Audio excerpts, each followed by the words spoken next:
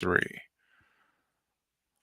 Hello, everybody. This is Larry the GM, and this is the special pre-time for the patron supporters to join. This will be our pre-chat. If anybody from the patron side is going to join, I'm going to send them a little note right now. And this is just getting the logistics set up for anybody. I'm not sure how many patrons are come join me in the hosting session. We'll be live on YouTube. So I see somebody's here. Who is here on the? I guess you're here on the YouTube side. Come on in on the patron link that I sent. If you're watching this on YouTube, you're watching the sausage being made. But we will. I'll talk with the patrons, and this is preview time, and then we will be out at 7:00 for everybody. If you are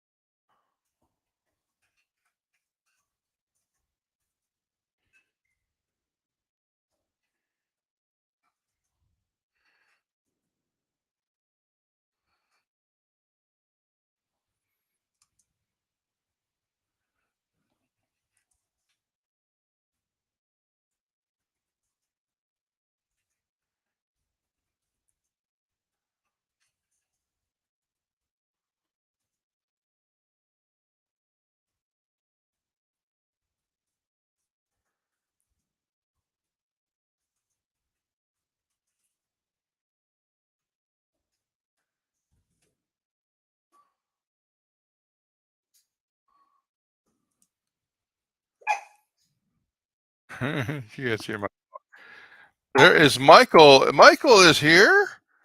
Michael, I see that you're here. I will get you called up. Michael, you're welcome to stay anonymous, or you can turn your camera on. Either way. Michael, welcome. Can you hear me? I can. Okay, I'm not hearing you. That's not good. Hang on. Talk again, Michael. Hello. Can you hear me? Let me see. All right. I think I hear you through the computer speakers. Oh, wait a minute. Let me turn this up. Talk again, Michael. Can you hear me? I can hear you on the computer, which let me figure out what's going on there. That's why we do this. How are you doing, Michael? Thank you for joining. I'm doing well. All right. Let's see. There. Oh, wait a minute. Michael, try me one more time. Can you hear me? I can hear you. We are good. All right. You're on. You're in the headphones. You were coming across the speakers before. So yes. All right. Well, you have downloaded the. Did you have to download the Restream? Did you have to download Restream? I didn't. I went through, I guess, Safari, but Okay. I don't think I downloaded it. Okay.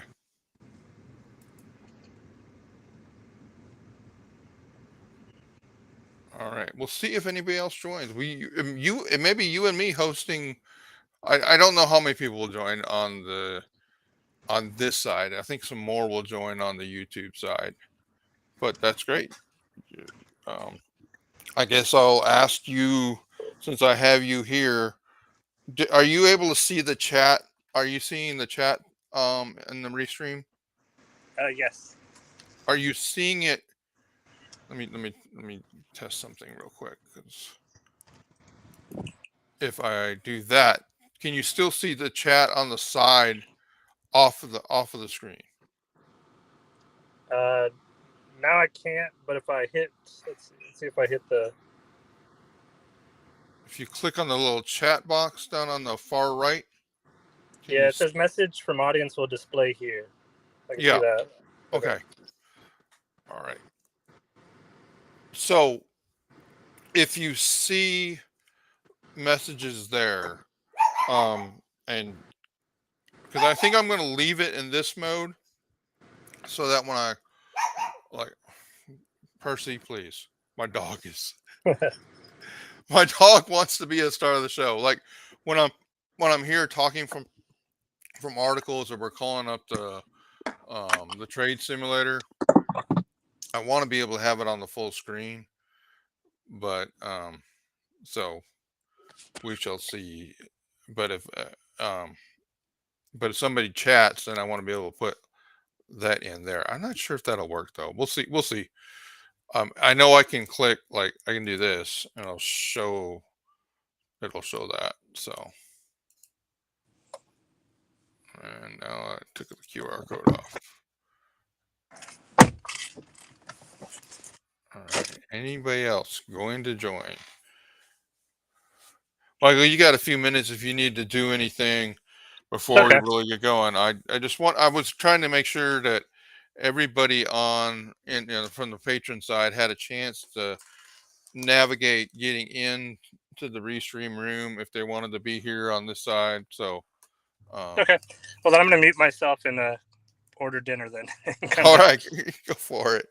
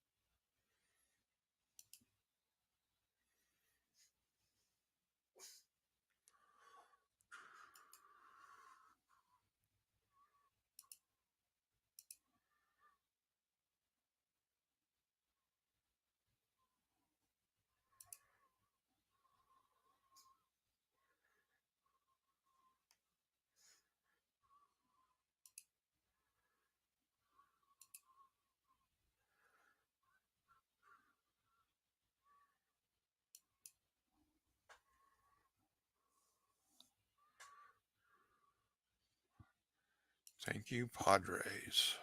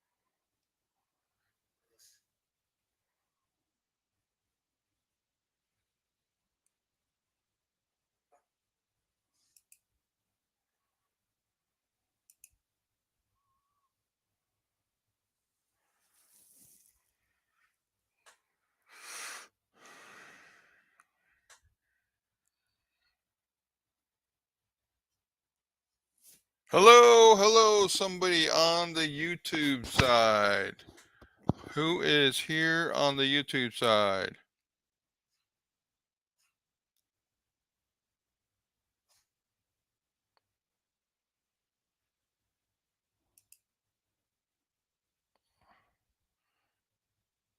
Well, we will get started in about 5 minutes. We're just getting everybody logistically set up.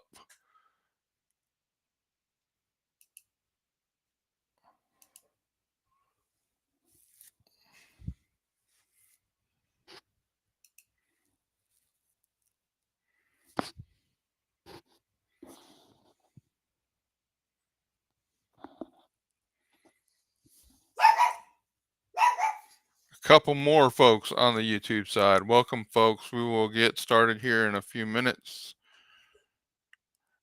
Be one of the main topics for Q&A time will be your trade ideas. So early warning to put your thoughts in for your trade ideas.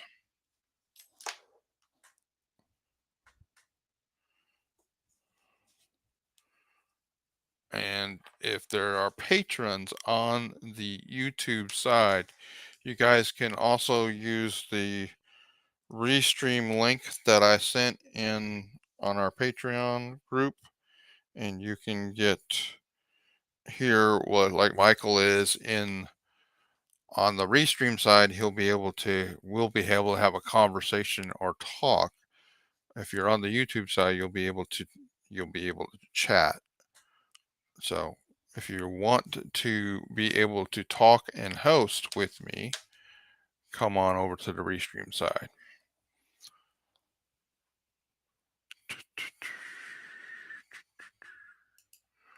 Nice of, hey Brandon,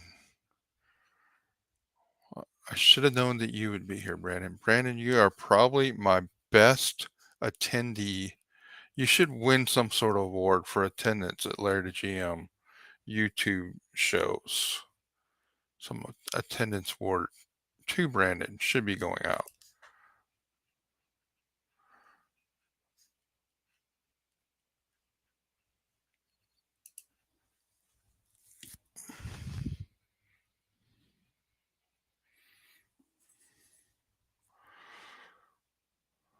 Brandon, I was going to say, I didn't. I should have all my patron. I mean, I don't have that many. I should have them all memorized by name. But I was like, hey, if you want to, you can join on the patron side. But I don't think you're a member of Patreon, so that's not a problem. It's not no judgment. I'm just saying. I was gonna say you should join the restream side.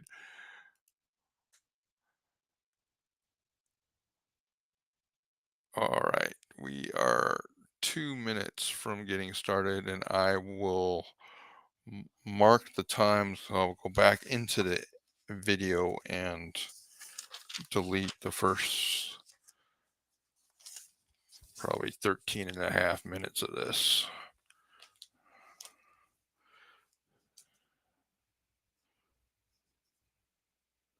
Let's just mark that.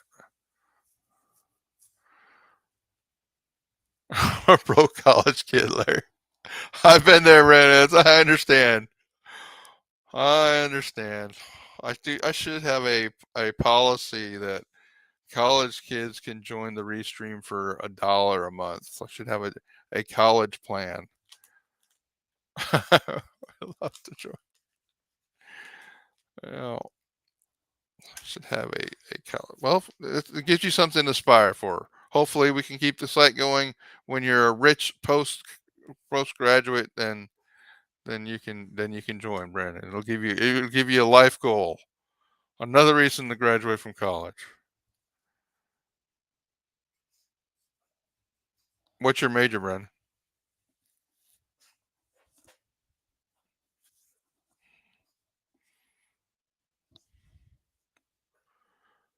All right, here we go. I am going to start the show officially. It's at 7 o'clock. Welcome to the Larry the GM Trade Deadline Spectacular.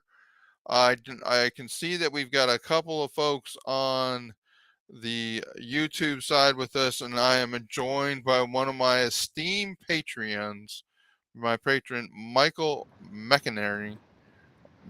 Michael, go ahead and say your name so I don't butcher it. Oh, McMenemy. McNenemy. All right. Michael Say is it fast. here. Michael has pays the dues on the Patreon, so he helps fund the website. So Michael, thank you for joining. And anybody else that does join in on the YouTube side that is a member of the Patreon, you can follow the links that we have set up. So what I have for folks today is what I thought I would do is kind of actually I'll run through it on the Patreon side so you guys can see how we kind of keep the patron links pretty clean. And you can see the articles that the patrons get. Usually, well, usually they either get them right before everybody does, or if it's like after midnight, they'll get them when I'm done, and then everybody else gets them in the morning. So they have early access, or actually then sometimes members get them, and then the general public gets them even a day or two later. So there are benefits to being a member of the Larry the GM patron group. You guys will hear my dog occasionally. I don't have anybody else here to keep her quiet, so we'll have to enjoy the dog show occasionally. Um, in fact, let me do this real quick. This will make it a little better. Sorry about that, guys. All right. So today, what I like to do is run through some of the recent articles. Get yourself warmed up for. The main purpose of our time will be talking trade deadline. Michael, you any ideas you have or anything you'd like to talk about? You're here as a co-host, so let me know anything you would like to talk about today.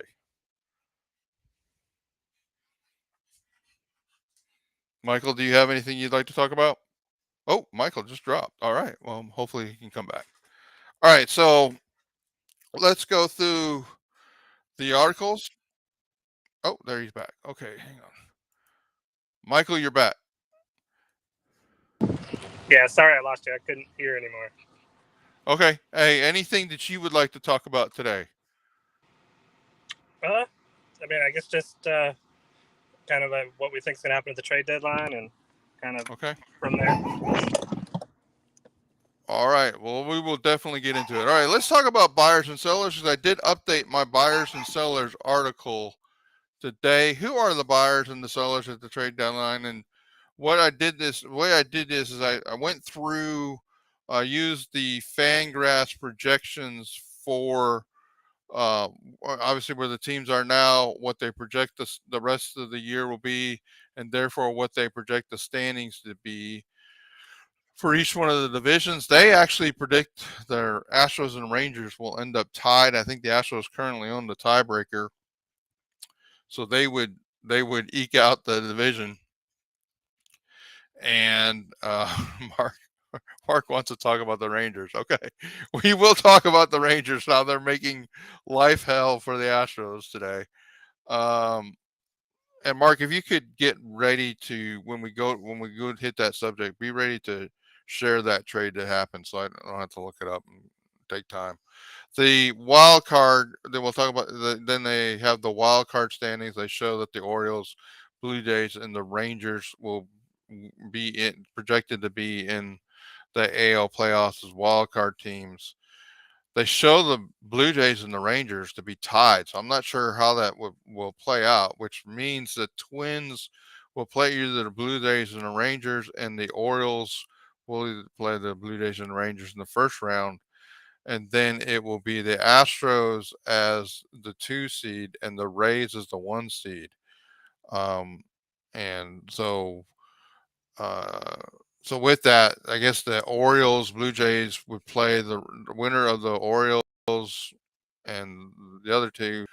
We'll just say the Orioles, make it easy. The Orioles would play the Astros, and the Rays would play the winners of the probably, I would guess, the Rangers. So Rays play the Rangers, and that will set up for. I mean, the Orioles versus the Astros could be a really tough series, guys, because I think the Orioles are still going to buy quite a bit at the trade deadline. So that's what they project.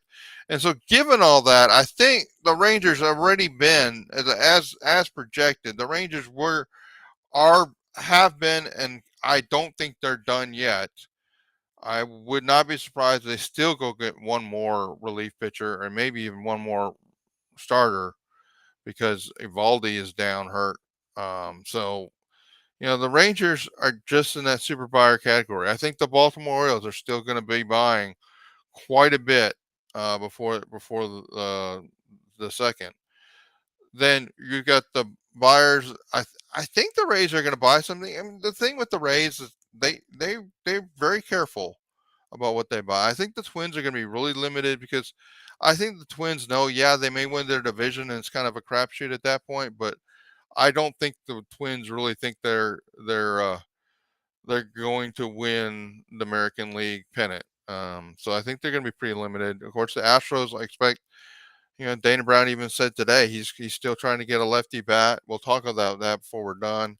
And the Astros still are, well. They've said they're out of the starting pitching race. Let me address that for a minute. So I guess this is, and Dana Brown has been very, very transparent. I would say he's been overly honest about things. So this may be, he may be the exception to the rule, but most teams, this is the time of the season that don't pay attention to what they say, pay attention to what they do. That's the Larry the GM rule for all things, but that it applies more at the trade deadline than any other time. I think the Blue Jays will be buyers. The Angels are buying. I don't think they should be, but they are. So I think they're trying to impress. I think they're buying almost for a separate reason. They're trying to impress Otani to be willing to be the sign the free agent deal with them. They're doing it more for Otani long term than they are actually to make the postseason. I think it's not clear to me that the Yankees are really buying, and it's I don't. I mean, I think in default I had them as selling, but I'm not 100%. I don't really know. What do y'all think? Astros buy the Yankees buyers or sellers? Michael, what do you think? Yankees buying or selling? I think they should sell, but I think they have Judge back, and he's been, short sample size since he's been back, but he's Yeah. still hitting. They may think that they can do something. And I saw the Marlins maybe were looking to get Torres. I don't know if they'd let him go, but yeah, I think they're probably going to be 50-50 buyer seller. I don't know. Yeah, see, they may be kind of taking the Astros approach, right? They could trade Glaber for that that core outfielder, right? And Brandon, hold that thought because I think I at some point in this conversation we're going to talk about like what the hell are the Astros going to do, because the one trade I really wanted them to make, basically the Rangers made today, and my only hope is that the Yankees are. You're right, Brandon, that they might really like Jake Myers. So the Yankees, they need outfield help, and so if the Marlins can give them that, that might be an interesting combination, Michael. So uh, I I don't hear a lot from the Red Sox that they. I mean, some of these deals that are being made are not like, yeah, they're buying, but they're not like massive deals, right? So there's buying and there's buying. I don't know if the Guardians I mean, Guardians may make some smart deals that may help them, but I don't really like. They're not gonna sell the farm to try to get in to this postseason. And of course, then the sellers are. I don't know. I think Seattle's gonna. I think Seattle's gonna sell, but I don't really know what they're doing. I mean, it's so murky on some of these things, guys. That it's really hard. The White Sox, obviously, they've been a huge seller so far. The Tigers, I think, are going to sell. The Royals are selling, and the A's have already sold some. So that's the American League. National League, it is interesting too, because I think the division leaders. Well, in two of the divisions, it's pretty clear. The Braves and the Dodgers are probably going to win their divisions. Brandon, I think that's possible too with some of the teams we just talked about. The Brewers and the Reds are kind of in a dogfight for the Central, and I don't suspect either one of them is going to think of themselves as huge buyers. So I think the Braves and the Dodgers have already been buying, right? And then you've got the Phillies and the Giants, who would project to be the first two wild cards, and then you've got the Marlins and the Diamondbacks, basically projected to be in a tie for the last wild card, And then you've got the projection system say the Padres are going to make a charge. They kind of beat up on the Rangers. So that's nice for us. And so it would be really interesting to see where they go. And yeah, Jeremy Severino has been a disaster this season, but considering his past success, could the Astros, could it be worth it? Let's hold that thought. When we get to the trade scenarios, like can somebody see what his trade value is right now? Because I think that is an interesting question. If the Yankees go into sell mode, Jeremy, that'd be the kind of thing that they could pull. He wasn't a player that when I went through and did all of my, guys, how many Larry the GM trade articles have I put out in the last month and a half? It's been kind of silly, but I've tried to look at it every single way possible. But those are the buyers and sellers, guys. I think the Braves, the Dodgers, the Marlins, and the Giants are probably buyers in the National League. I don't know what the Diamondbacks are going to do. I think they may just kind of make some small buys. The Phillies really are interesting to me. I think they may be in that category. They'll buy certain things, or they'll sell certain things, and there could be a match with the Astros there. The Padres, I don't think the Padres are going to sell. I'm not sure they're going to buy, and so it's kind here I am. I got this article, and well, Larry, you're telling me it's like this. The trade deadline's 2 days, 3 days away, and we still don't know. That I don't know what to say, Michael. I don't know what to say. I mean, some of these teams are on the bubble, and it's not clear what they're going to do. They shouldn't really be buying, but they're too close to be selling. So what does that mean? Um, the Reds, the Reds are right there with the Brewers. I don't think either one of them is going to be buying. I don't think either one of them is going to be selling. I think they're just going to ride out what they got. They may, they could make liars out of me. They may go get a one mid-level guy, and you say, okay, well they were buyers. Well, there's buying and then they're buying. Then you got the sellers, the Cardinals have already been selling. The Cubs, now the Cubs claim they're not selling. We'll see. And the Rockies, the Nationals don't sound like they're. I don't hear many rumors with the Nationals in them, but maybe it's just because nobody really wants what the Nationals have. I don't know.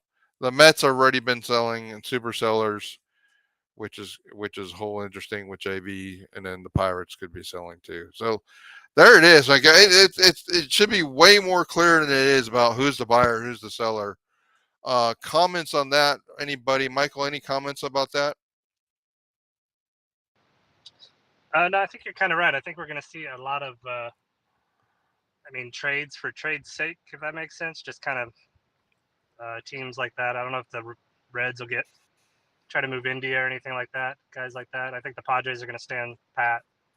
I don't think they're going to get rid of Snell or Hader. They may, but yeah, I don't know. Yeah, I think there's going to be a lot of like old-fashioned baseball trades that are like trades. We got strengthened this. I mean, this is what Dana Brown said, right? We got too many outfielders. We're going to trade an outfielder for something we need. And they're like, okay, well, that's unusual. That's not normally the way the trade deadline has worked, but I think that is the trade deadline in 2023. Hey, Gabrielle, uh, thanks for joining. Or Gabriel, sorry, thanks for joining. Um, so let's talk about let's talk about what am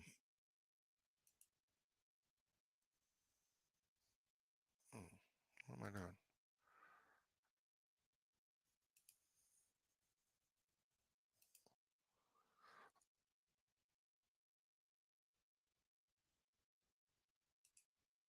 Oh, I know where I am. Sorry about that, guys. I was confused all of a sudden. All right, so we can go through these more. I mean, let me. I'm just running through it. If you guys haven't read the total bad impact, so this is a metric that Larry the GM that I created myself to try to separate the players that have really made a positive impact and ones that have made are having a really negative drag on the offense. you can see the chart here and go into the article and you'll read more about it, how it comes together, and see some other charts. I think it's a little interesting thing. I'll tell you that bat impact, total bat index, really moves, and total bat impact really moves quickly. So if somebody has a really good day, they can gain a thousand points or more of impact score. Of course, I did talk about Kendall Graveman, my view on the trade, which I'm sure not everybody really appreciated.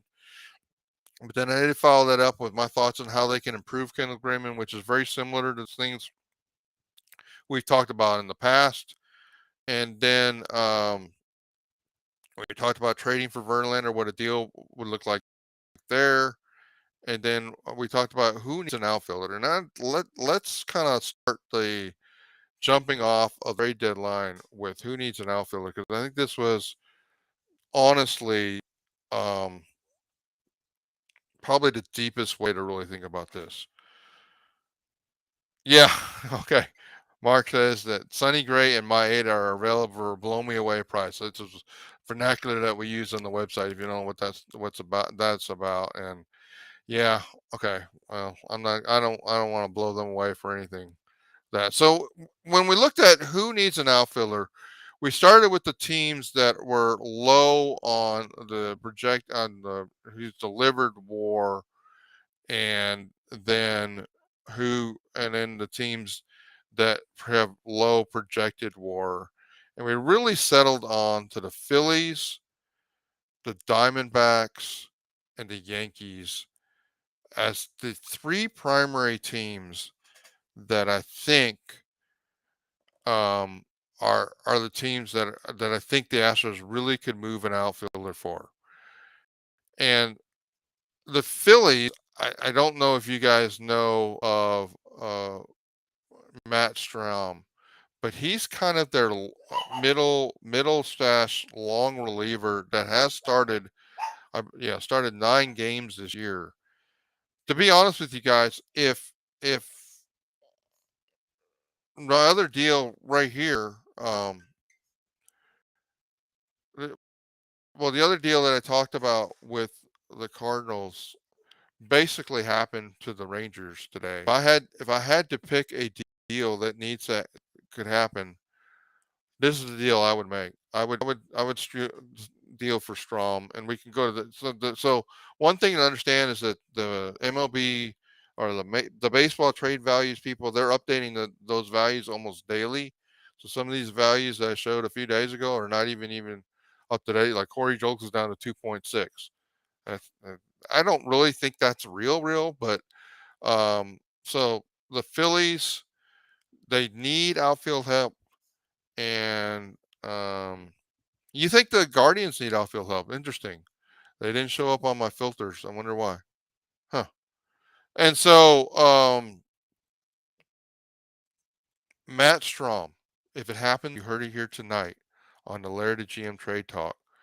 And you could put a package of jokes and a couple. I just gave you an example.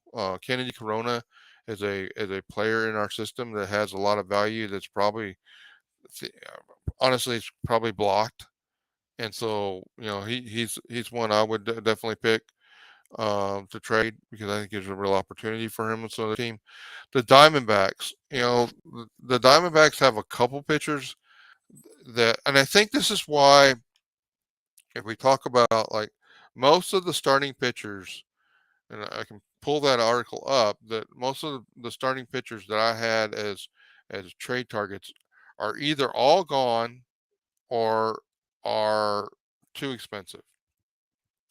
And I think that's why Dana Brown is really focused on trying to get a reliever. And I think he's talking about the back end of the bullpen. I think he's really talking about a long relief pitcher.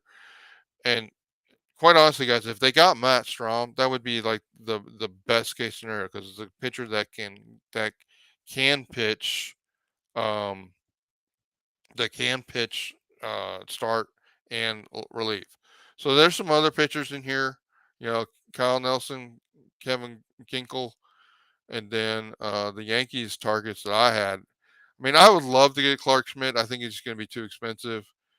I would love to get Ian Kennedy, who showed up a couple of the trade articles we've talked about. That's maybe possible. They could get. I'm sorry, Ian Hamilton. Maybe they could get Ian Hamilton. But it would probably cost Myers and maybe Barber and that sort of deal. So that's what I think is going to happen. That I think. So let's talk about the Flaherty question. So let's go. Let's go over here. St. Louis. I want to make sure I'm looking at the latest data. I know what I looked at last time. So Jack Flaherty, he has shown up in a couple of my articles that I've talked about like pitchers. So for me, Jack Flaherty here, who's got a 4.43 ERA, 4.23 FIP. You see the expected ERA. I'm not sure if you guys can read that. Expected ERA, 4.6, xFIP 4.47. So basically, guys, that means he's going to be like an innings eater that could help, but he's probably not a starter for the postseason. Now, there's probably some value in that. I guess your view on Jack Flaherty would probably depend on your view on the starting pitching that we have. Are you comfortable with having one of our younger pitchers start? Are you okay with JP France starting Game 4 of a potential postseason series? Well, are you even okay with Javier starting a game in the postseason? I'm not sure what the answer to that is, right? But that's kind of where it comes down to. So yeah, Flaherty. I mean, I think that's kind of the. I've always said like this stuff about Dylan Cease. I just like the price tags there are just beyond. I mean, the prices that are being paid at this trade deadline are insane, and the prices for like a Dylan Cease, we the Astros just aren't going to make that trade, guys. They're just not. They're not. So, Michael, I'll let you jump in. Any thoughts you have about Flaherty or anything I just recently said? I think again it comes down to just what it costs. I think he had some value actually, but what is it going to cost at this point? Right, and that is the point. I mean, every deal sounds good until you say, okay, what does it actually cost, right? So let's go see what the trade value is. Trade Value's website says Flaherty is a 3.6. So that's Corey Jokes and maybe a couple other the smaller level prospects, and you should be able to get that deal done. That I'd be for that. Now, guys, I don't. It's not that people need to understand. I don't hate Corey Jokes or I don't hate any of the players I put in these deals to be traded. I just they're the players at the right level, and I think they're players in the group. When I separated the buckets of who's available, he's in that available bucket, right? Of players that as I think the Astros should be willing to trade. So if you're going to limit yourself to players in that bucket, you're going to limit yourself to players along the lines of the ones that we're bringing up. So that's what I would think about that. Um, who can trade? Who can? So Hector, are you saying who can trade for from the Yankees? Who should we trade for from the Yankees? Is that what you're asking, Hector? Yeah, and to me, that's the players I showed here. Um, to me, that's that's one of these four players. Um, Vasquez, as of a week ago or a few days ago, was still he was in AAA, but he had played some for the Yankees. So Clark Schmidt is on the fringe of being too expensive. Nick Ramirez, it's a possibility. My idea would be trading for Ian Hamilton, who's that long reliever, and then get Randy Vasquez, who's a starting pitcher that could be a relief valve and maybe eat some innings and be a starter. And again, it's not somebody that you would project as a great pitcher for you guys for the Astros, but it would be possibly better better than what they could have. So here you see his projections 4.64, 4.82. That's not great. That's not, but he is somebody that can eat some innings. So that's what I would say. Those are the guys I'm looking forward to, and I'm really Ian Hamilton is the one I would be targeting the most from an Astros trade standpoint. And you see earlier this week he was 8.9. I think he's down a little bit from that. Or so, but that's who I would do. You got to be kidding, Hector. You got to be kidding me.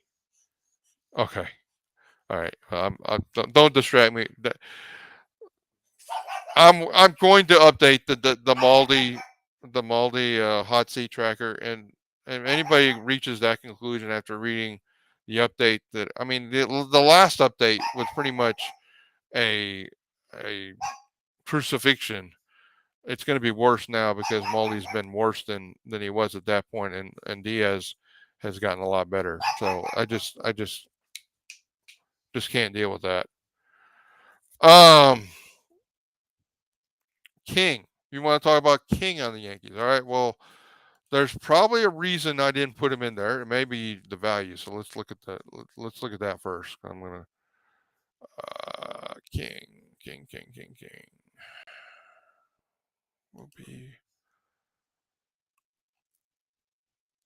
King. Yeah, King 18.7. Nope.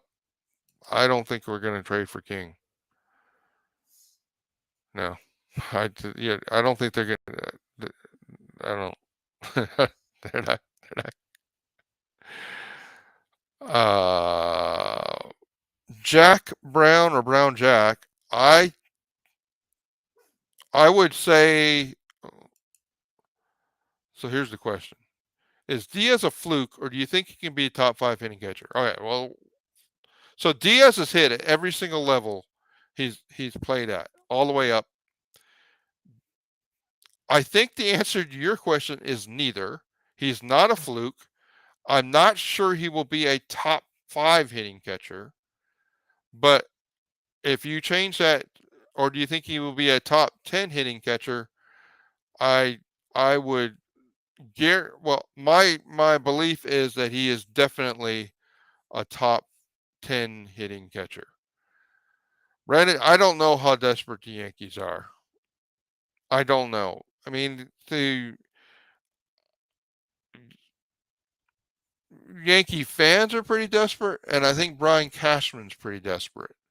So we have that working into our advantage, right? But I think desperate maybe looking at you we're able to get Ian Hamilton from them for a Jake Myers. And yeah, Jeremy, the bar is pretty dang low for Astros catchers, guys. It's pretty low, and Diaz arguably is already on the cusp of not even having 400 plate appearance being. He's probably a top 5 Astros hitting catcher of all time already. So it's the dearth of talent at the Astros catching position is pretty epic. It's as good as second base has been through the years, as good as first base has been through the years. Um, you know, catcher's just been the opposite of that. So as good as starting pitching has been through the years. All right, what else you guys got trade talk wise? Let me check my notes for today. Do you guys want to talk about? Do y'all want me to go through what my concerns with the Graveman trade, or do you Graveman redo at the Astros, or did you read the article enough that Larry don't make us don't depress us? Because I'm willing not to talk about it because I don't really want to, but I'm pretty concerned about Graveman, and I just I have questions like where's his role, and I thought it was maybe they were just trying to work him in, but like we bring Graveman into the middle of today's game didn't bring a lot of confidence. Michael, did you have other topics you wanted to talk about or other trade ideas?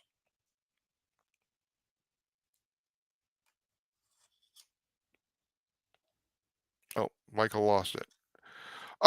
Brandon, I do not think the Astros are going to trade France. I don't think they're going to trade Belak.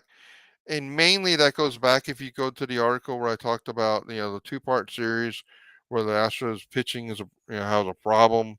That problem really comes down to innings. I don't think the Astros can afford to be trading any of their starting pitching, which takes them out of comp. I do like the Astros last year could trade pitching. This year they I just don't think they can. Um, no, well, Mark will tell you I was not pleased the minute he alerted, and Mark alerts me to a lot of transactions that I have out there, and I was not. I don't know what my exact words are, Mark. I think they were no effing way, um, because I have an opinion about Graveman, and I hope he proves me wrong. Um, right, and Jeremy, and that is the other thing is Belak postseason Belak would be the long reliever in this bullpen, um, and and that would be pretty good. What do you think eventually happened with Astros and trades? Just one more reliever. So if you tell me, Larry, what is the one move you think the Astros should make? I think I already told you. I think the one move they should make will be one of the moves that's on this page. And and all all things aside, if I had to pick one player I want the Astros to go get today, it's Matt Strom from the Phillies. Now, I suspect, I mean, the Phillies are on track to be the first wild card, but the Phillies pitching is their strength, and they're strong in their starting, and they're strong in their bullpen. Their outfield situation's less than ideal, and they've got a lot of outfielders that are pretty bad outfielders. I mean, bad defensively. So you can make the argument like having even Corey Jolks, but that having a Myers that they could come in and count on helping them in the outfield would would would be really good. So um, my deal, and I'm scrolling because I think Strom's only 4.5 right now. Um, so yeah, I mean, give me Corey Jokes. I mean, they can have this whole package: Kennedy Corona, Corey Jokes, Andrew Taylor for Matt Strom, and I think that's a deal that I think it'd be a win-win, and I think that is I think that is the ideal move for me. That they have a player like Matt Strom that can be both. If I remember right, isn't I want to get this wrong. Matt Strom throws lefty. That's why he's also my ideal move. So Mataply hasn't had a really great year, right? Plus, um,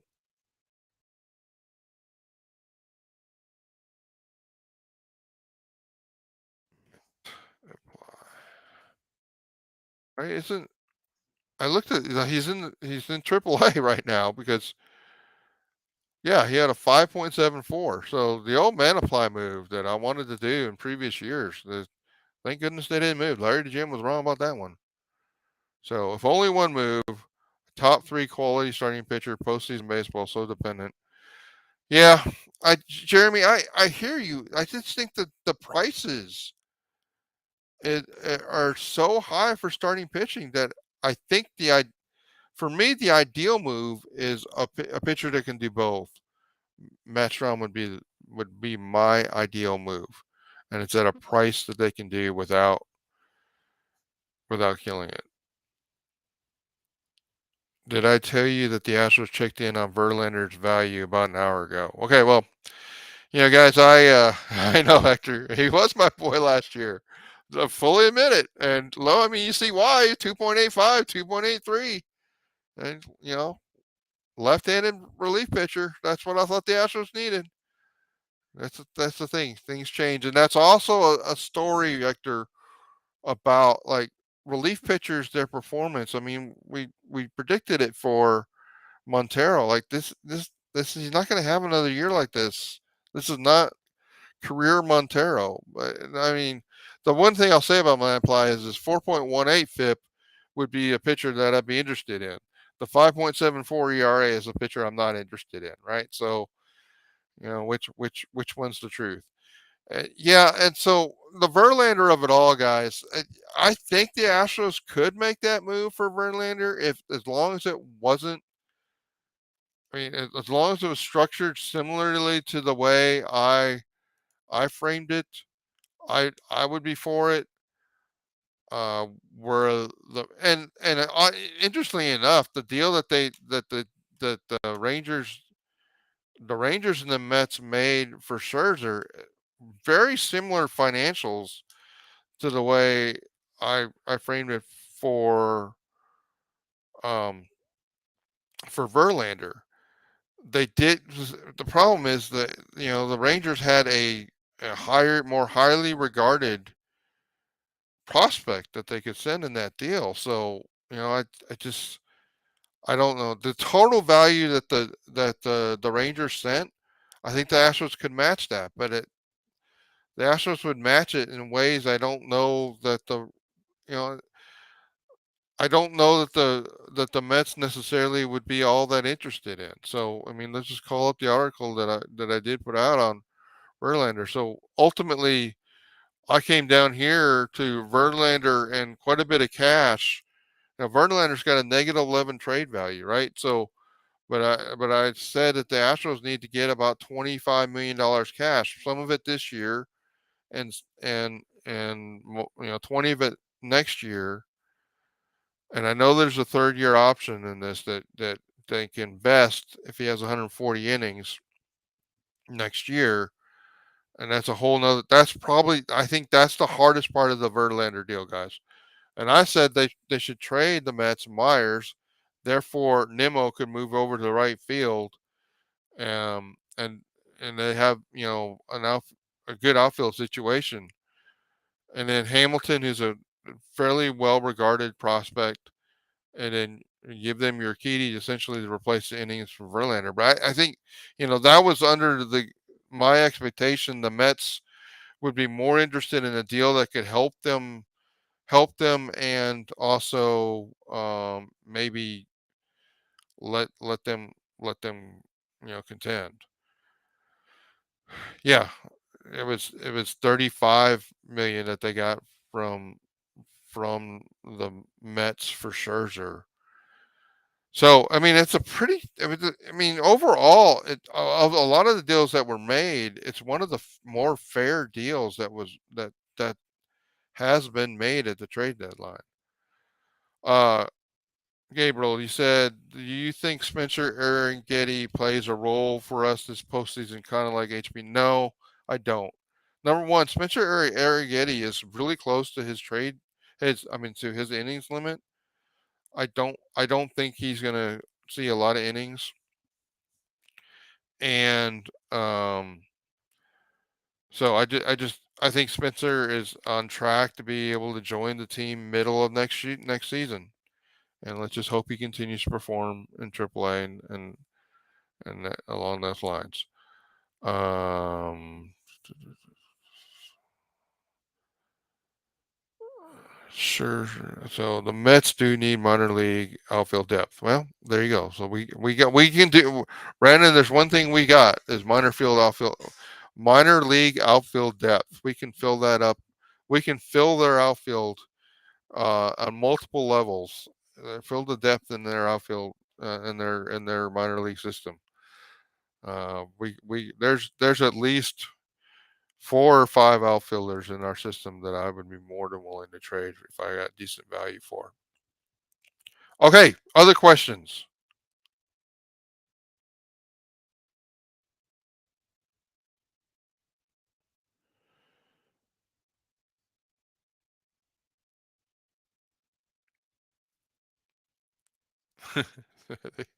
They can have all this. Well, yeah. I mean, Pedro Leon is an interesting situation. I have been up and down on Pedro Leon, so I don't have a strong opinion on Pedro Leon.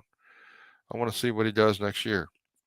Some would feel the same way about Dearden. I was really thinking Dearden was great, and hasn't he's been okay, but he hasn't been as good as I thought he was going to be. Other thoughts, guys. Let me check my phone real quick. I think there may be some messages for me.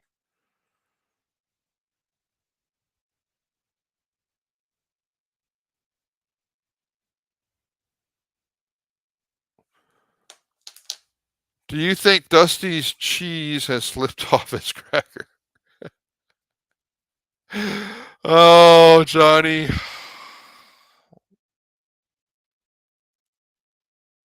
Johnny. Well, Johnny, why don't you answer that? What do you I don't I should not say what I said today on Twitter, Johnny. I don't want it to go political. I I uh I think Dusty's had Dusty Dusty Baker is pretty clueless. Dusty Baker used the excuse that Yainer Diaz was not playing today because Yainer Diaz, with 61 career plate appearances, has been really poor versus left-handed pitching. Yainer Diaz has been really poor versus left-handed pitching. Give you that. It's 61 plate appearances. Yainer Diaz has like the tweet says it, like a 186 BABIP. If you think Yainer Diaz is going to have a 186 BABIP for the rest of his career versus left-handed pitching, you don't understand what BABIP is. That one number invalidates every single stat we have in the 61 plate appearances of Yainer Diaz versus left-handed pitching. Yainer Diaz also has an xWOBA versus left-handed pitching, which takes into account the exit velocity, launch angle, and what should be the expected results of 336, which is above average. Yainer Diaz is not bad against left-handed pitching. Yainer Diaz just hasn't hit against left-handed pitching because Dusty Baker's convinced. Now, to be clear, Martin Maldonado overall is a very competitive hitter versus left-handed pitching right now. I am fine with a platoon that Maldonado hits against all left-handed pitching or left-handed starters. But as Johnny said, the Astros weren't even facing a left-handed starting pitching today. So there was absolutely no reason for Dusty Baker to bring up Yainer Diaz versus left-handed pitchers when the starting pitcher was right-handed and there was right-handed pitchers all day. I didn't understand it, and I'm not playing games anymore. I'm not. I haven't been playing games with Martin Maldonado and Dusty Baker for a year, and I'm about to get even harsher. So it just needs to stop, and they need to stop BSing this fan base. Jack Brown, you're right, and one of the things that I think Astros fans don't appreciate relative to our prospect base, and they say, well, our prospects are a lot better, and they don't seem to be getting any credit for them. Well, part of the reason they don't have credit is because they are generally 26 or older. You're not going to get a high prospect rating for a 26-year-old. That's not to say that he can't come into the system and these players can't come in and do well, but it's just like, okay, understand that that's not That's not something a team wants to pay a premium price for, right? So we're in the trade season. It's not we're just not going to get that benefit. Which bench bat do you think the Astros could go after? Tony Kemp. So, Brandon, what I'll say is the bench bat the Astros could go for is Michael Brantley. The bench bat the Astros could go for is um, is Mauricio Dubon. I mean, now that the team is getting back to being healthy, I don't think there needs to be a trade for a bench bat. Now, the team and the GM talked about getting a left-handed bat. You know, I understand the desire to do that, but a lot of the players that we have right-handed hitters have reverse splits. So I'm not really sure the left-handed. I mean, there's been players I've thrown out in the trade deals along the way. I won't be surprised if they go get a low-level. I mean, they get a bench bat from one of these teams. But what position would that bench bat play? Right, Brandon, what position would you want the bench bat to play? Um, and so one of the other points you're making, Brandon, and let me call it up so I'll show it, is they need to get the rookies off the major league club bench. Yeah, well, I think the Astros are going to do kind of a, I don't know if this is a politically correct word to use, but they're going to do a purge of the minor league system this off season, and part of that's going to be Rule 5 related. It's also some of these Bly Madras is not going to be here next year, right? And so, um, you know, I just think it is what it is. Well, eventually, Johnny, the Astros will become like the Phillies and the Royals of old. But hopefully, we can hold it off. All right. So Captain Sue says, "What's up, fam? Just realized." Just realized this was on. Did you see Chandler's latest article of this Dusty Baker quote? Yeah, we were talking about this.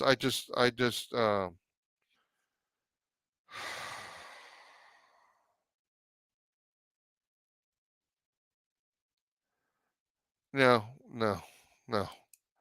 Dusty Baker is. I mean, guys, guarantee you will not reach that conclusion when I am done with the hot seat tracker.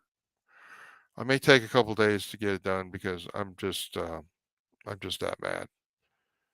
No, the fact that our manager thinks that is just shows how clueless they are. All right, our Astros becoming the Royals, aren't they? No. Well, Johnny, here is one thing.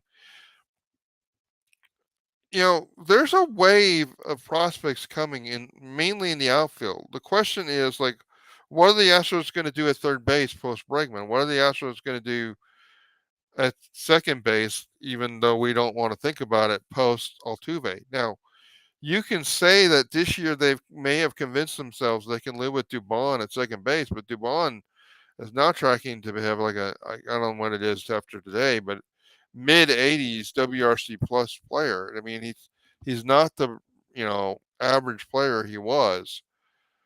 That I guess that kind of puts him near the bottom middle of second baseman in the major league because second base is not a great offensive position. Um, the other point, Johnny, you're making here is like if we get any bench players or any players that one may think that Dana may target, will Dusty actually use him? I mean, they got him two significant upgrades offensively to the players he was playing, and he didn't use them. So I don't I just don't know, guys. I you know I just so everybody knows, I know people get frustrated with my tone and how negative I am about this manager. Next year, if we have I mean, I think I said to somebody in a DM conversation, if we had a manager that could give me a coherent reasoning for the moves he makes, not only would I be okay with it, I would probably be defending it. Much like what I did with AJ Hinch. If you have a reasonable explanation for what you're doing, I'm all in for it. And if that reason makes sense, the things Dusty Baker says don't make any sense, guys. And that's what frustrates me. And I hope you're right, Brandon. I hope Matthews is a fast riser and can be here in time for Bregman Altuve. Uh, you know, I don't know that we really want to get into this, but Gabriel, I do not expect that the Astros in 2025 will be able to sign both Bregman and Altuve. I think they will make the choice, the romantic choice, and probably the best for the franchise to keep Altuve. If best for the franchise financially would be probably to keep Altuve and let Altuve retire as an Astro. I think um, the Bregman probably be the better baseball move. I do worry that Bregman. I do have a theory that everybody has a certain number of swings and baseball plays in it, and I think Bregman's been using his up at like a two double allocation every year he's played baseball because he just practices too dang much. So I do wonder, like, is Bregman one of those players that is going to crater in his early 30s, and therefore it may not be, you know, it may not really be the right move baseball wise. And Altuve, maybe just because of his skill set, like Altuve can hit bad pitches from, like, can Altuve hit bad pitches for the rest of his life, kind of thing. I don't, maybe. Um, Johnny says, because Dusty and his loyalties are so terrible, veteran players have cost our Astros games. That's why we're so mad. I mean, I you know I said this on Twitter today in my Twitter tirades. You know, my Twitter tirades about Dusty. You know, we we have a lot of times we hear about how much of a player's manager Dusty is and how he always has the players back, but that really only applies to some of the players, and it's really frustrating to me that the players I think a manager should have the most care for and the most be protecting the most are the players that Dusty Baker routinely throws under the bus. Like today, he threw Diaz under. He just in this other quote, he's literally comparing Diaz, who is a 100 WRC plus player, give or take five WRC plus points. So he's anywhere from being a 5% below average to 5% above average, with the potential to being significantly more than that. Which as a catcher is a really good catcher. He's comparing that to the player that, since the moment he entered the league, has delivered the least offensive WAR among all players.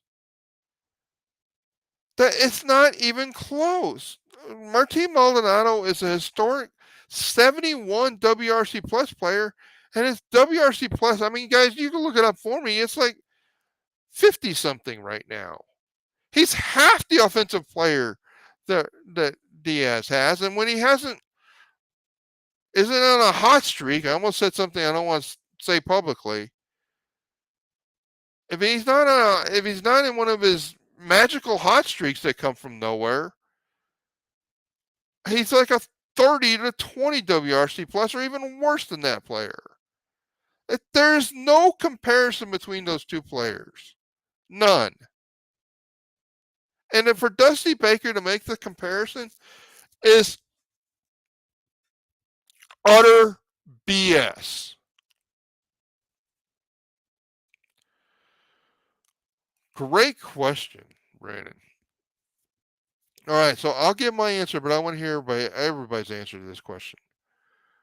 What would make this trade deadline a success for the Astros with realistic expectations is for somehow for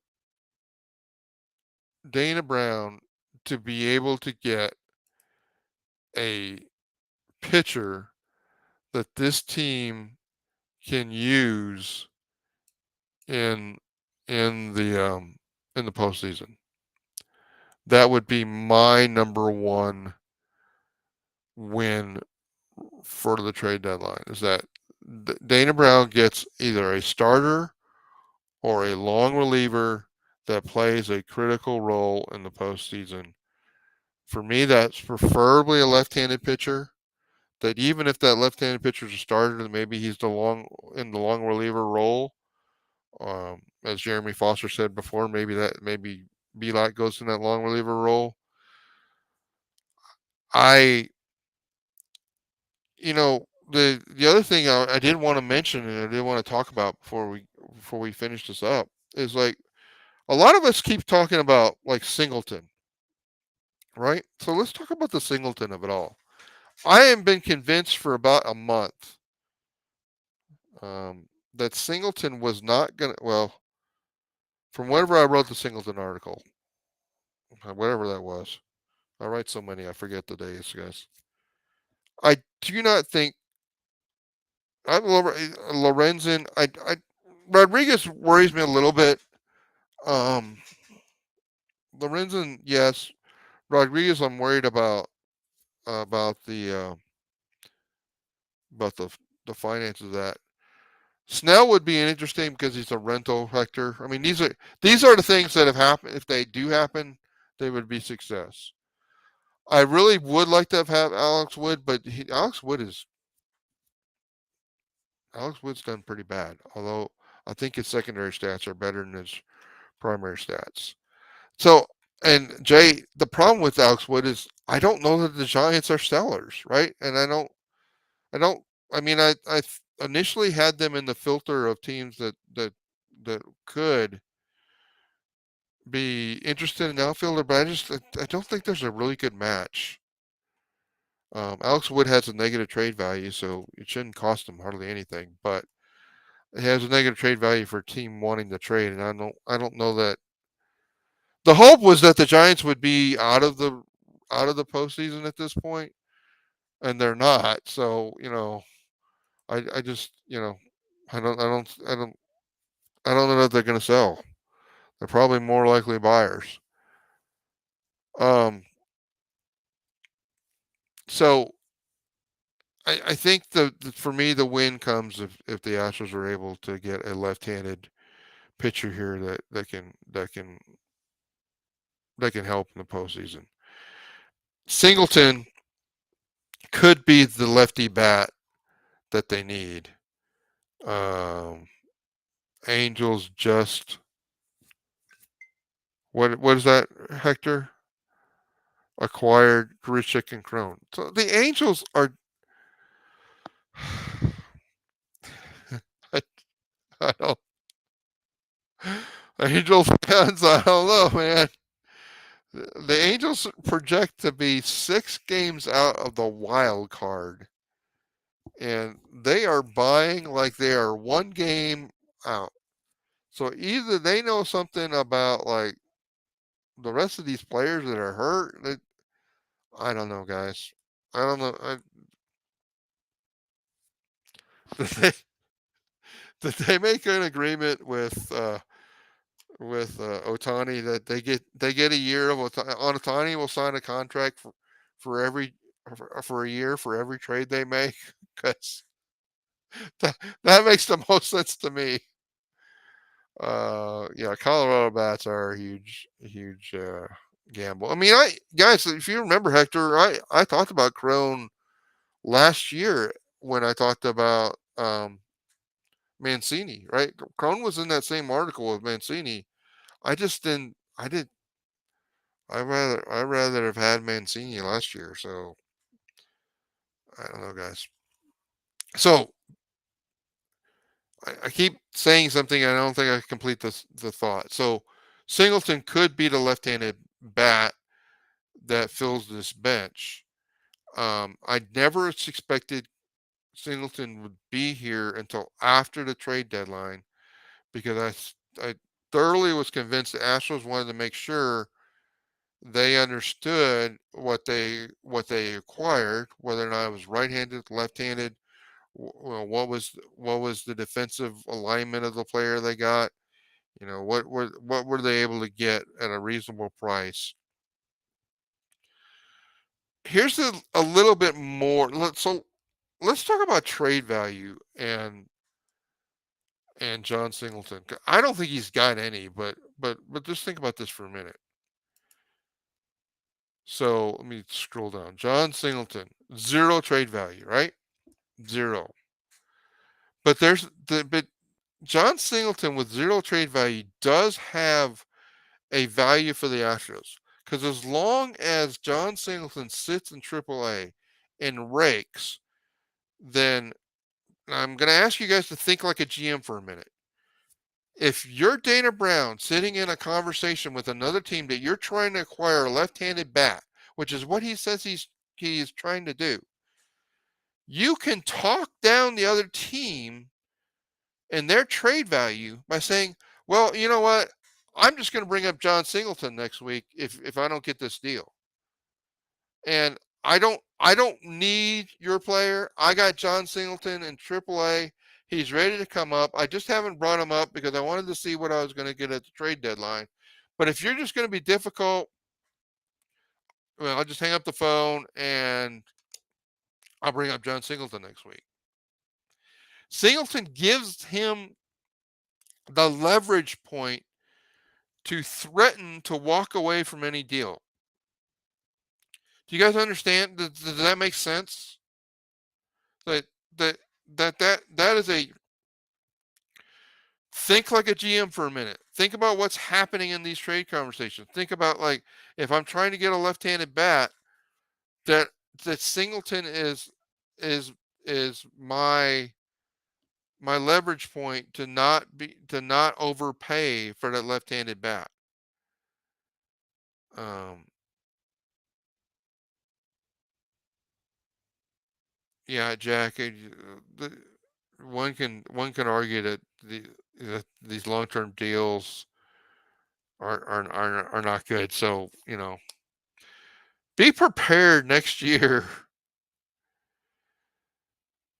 Be prepared in the off season that if the Astros do not structure a deal with Kyle Tucker, that Kyle Tucker either will be traded this offseason or traded at the trade deadline next offseason. And I think he's, if I remember right, help me out, Johnny or somebody, that he's on the Astros to 2025, but I don't think they want to trade Kyle Tucker on July of 2025. I think they want to get more value for him. And if he's not going to sign a long-term deal, they will trade him. They need to. Okay, guys, we have right at an hour. Let's do this as a 5-minute warning.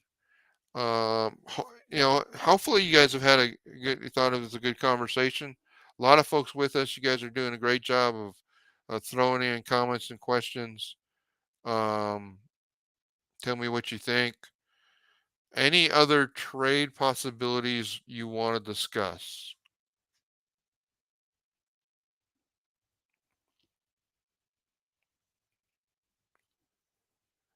Let me see.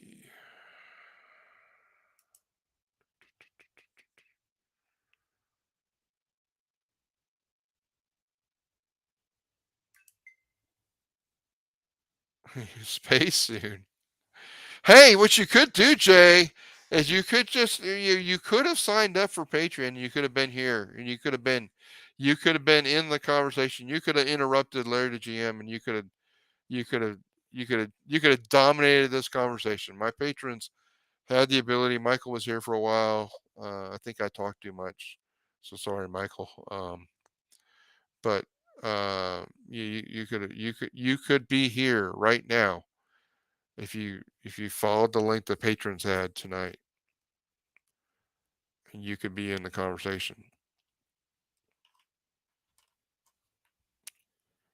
Anything else, guys? We can go to Twitter space and talk some more. But okay, Jay.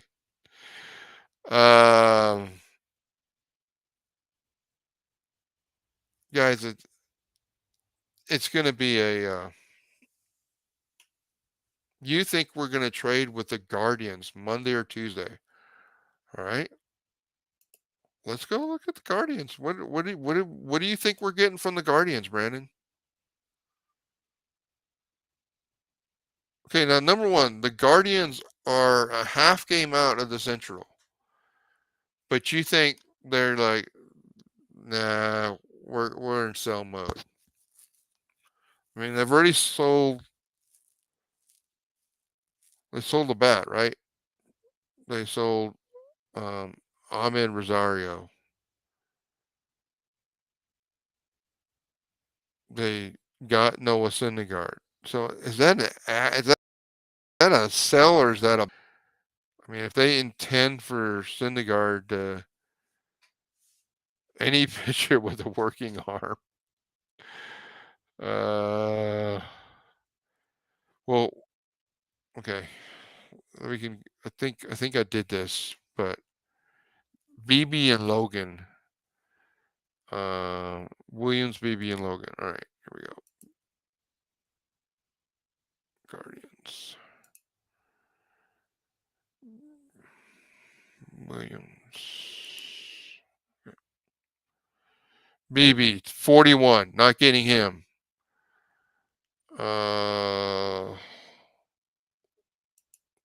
Logan Williams 44. Not getting him. This is why I didn't have a trade for the Guardians. Logan.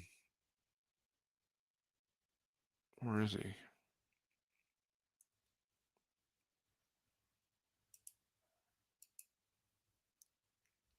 No, Logan Allen. Okay, sorry. I think something was wrong there.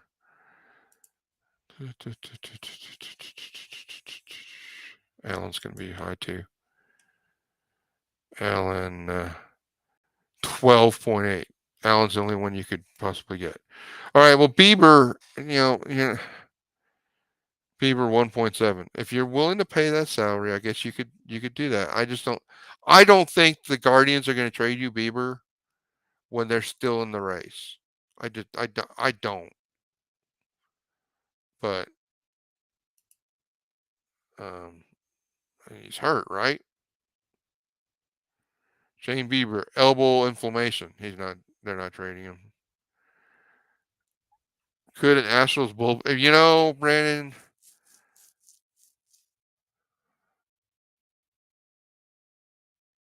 Maybe because aren't both Stanek and Maton rentals?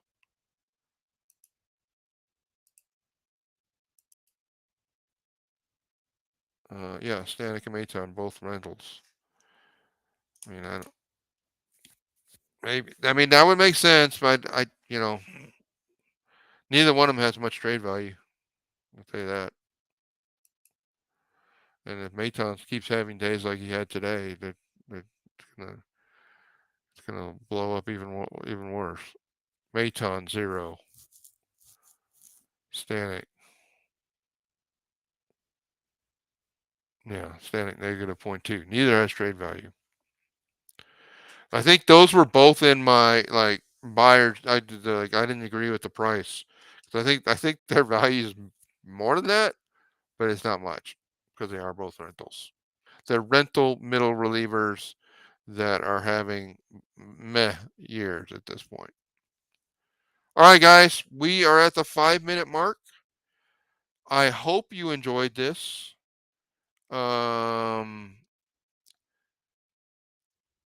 So I have a choice. I can go get frustrated by doing the Maldonado hot seat tracker, or we can go to Twitter space and talk some more there.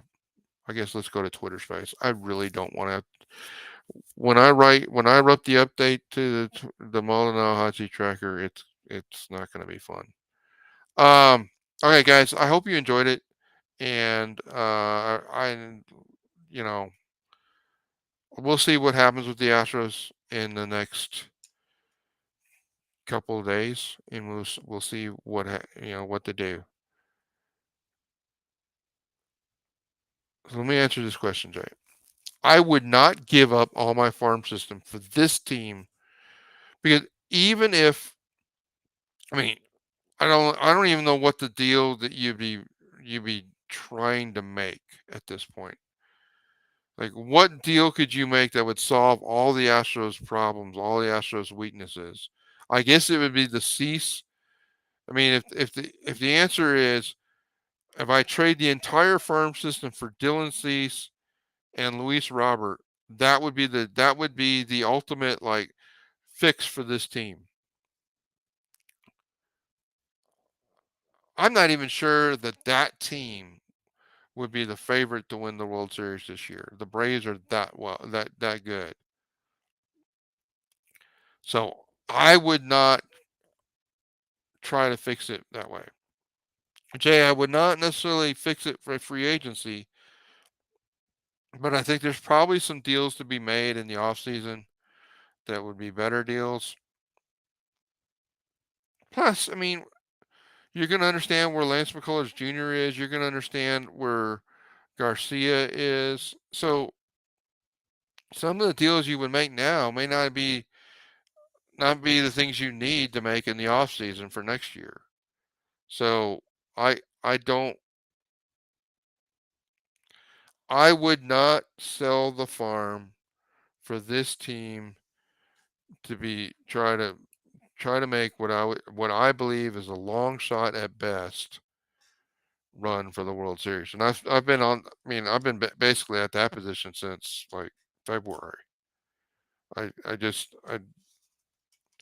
mean, I'm the guy that said they would win 92 games and barely eke out the division, and I've I haven't moved from my position from when everybody said they told me that the Astros would be better than they were last year, and this team was winning 100 games again. Like, okay, listen to me now, hear me later. They're winning 92 and they're barely eking out the division. Like that to me is like best case scenario right now. And I don't think that team wins the World Series against the Atlanta Braves. Um, maybe they would if they had Dylan Cease and Luis Robert, but it would be a battle. So I wouldn't do it. All right, guys. We'll talk to you later. Give me about 10 minutes and I will be on Twitter Space. Is that cool? Okay, thanks, Jay. I appreciate that. Jay admits he was wrong. All right, talk to you later. Thanks for joining in, guys. Hope you had a good time. Bye bye.